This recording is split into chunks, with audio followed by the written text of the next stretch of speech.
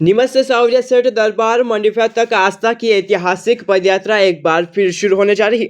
आगामी 4 फरवरी की सुबह 8:30 बजे लायंस पार्क चौराहे नीमच से करीब 90 किलोमीटर लंबी पैदल यात्रा का शुभारंभ होगा, जिसमें सैकड़ों श्रद्धालु सावरिया सेठ के जयकारों के साथ शामिल हो गए।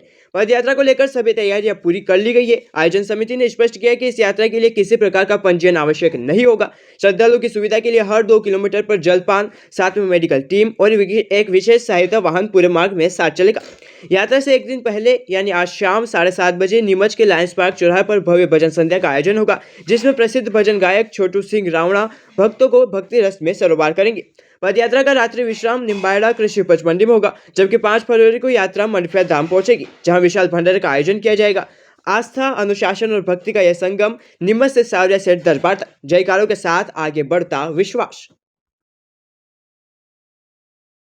बहुत जोर शोर से भक्तजन लगे हुए हैं। भक्त मंडल की तरफ से यात्रा निकाली जा रही है। इसको सब मिलकर दिव्य रूप देंगे। कितने समय से जो इसको लेकर तैयारी यहाँ पर चल रही है? तैयारी तो 5, 7, 10 रोज से लगे हुए हैं, पर पिछले साल यात्रा अच्छी सफलतापूर्वक रही थी, तो उस टाइम से प्लानिंग बन गई थी कि नए साल में यात्रा वापस जोर शोर से निकाली जाएगी। और पहले जो पूर्ति नहीं कर पाए थे जिन चीज़ों की, वो इस साल कोशिश कर रहे हैं कि अच्छे से उसको मेंटेन करें। और मेडिकल टीम भी लगी हुई है अच्छे से। लघु जी नागदा अपनी टीम के साथ जोर शोर से। सेवात्मक यात्रा है, और तो क्या उसमें कोई धर्म के प्रति लोग लगे रहें। धर्म की जय हो, जो दृढ़ रखे धर्म को ताई राखे करतार वाले भाव से चलते हैं। कि सावरिया भक्त मंडल, जो कि हमारे क्षेत्र के प्रमुख समाज सेवी अशोक जी अरोरा, उनके सुपुत्र अरुल जी अरोरा, इनके सानिध्य में ये लगातार दूसरा वर्ष है कि नीमच से सावरिया जी तक जो है पैदल यात्रा का जो आयोजन किया जा रहा है।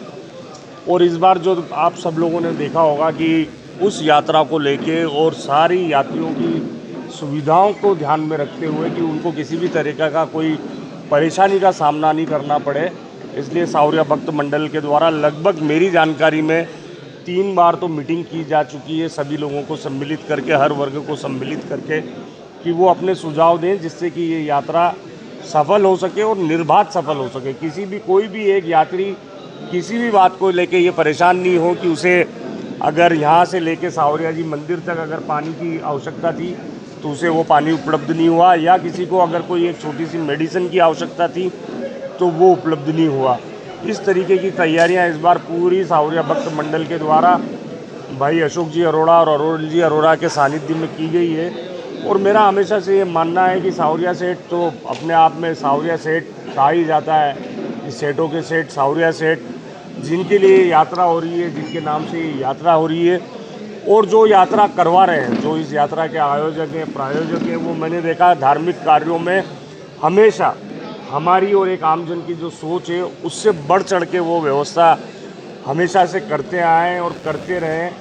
तो मुझे इस बात का पूरा विश्वास है कि सावरिया जी के लिए जो पैदल यात्रा हो रही है और जो उनके परम और अनन्य भक्त अशोक जी अरोड़ा और अरुल जी अरोड़ा के द्वारा जो करवाई जा रही है, तो उसमें निसंदेह रूप से जितने भी हज़ारों यात्री अनुमानित है, लगभग 5 से 10 हज़ार यात्री अनुमानित है, मुझे लगता है कि किसी भी यात्री को कोई परेशानी नहीं आएगी।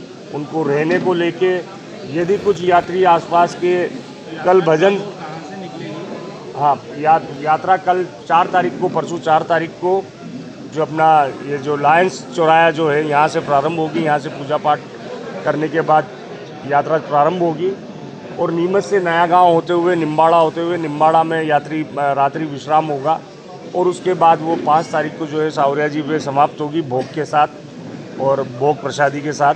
यात्रा की शुरुआत भजन संध्या से होनी है। भजन संध्या से मेरा यही निवेदन मैं कर रहा था कि कल 3 तारीख को शाम को प्रसिद्ध लोक गायक के द्वारा सावरिया जी की शान में एक भजन संध्या का आयोजन किया गया है। तो मेरा आप सबके माध्यम से क्षेत्र की पूरी जनता और आसपास के सारे भक्तजनों से ये अनुरोध है कि यदि वो दूर दराज से अगर इस भजन संध्या को सुनने को आते हैं तो उनकी कल से ही सावरिया भक्त मंडल के द्वारा उनके रुकने की, ठहरने की और खाने पीने की व्यवस्था सावरिया भक्त मंडल के द्वारा की गई है।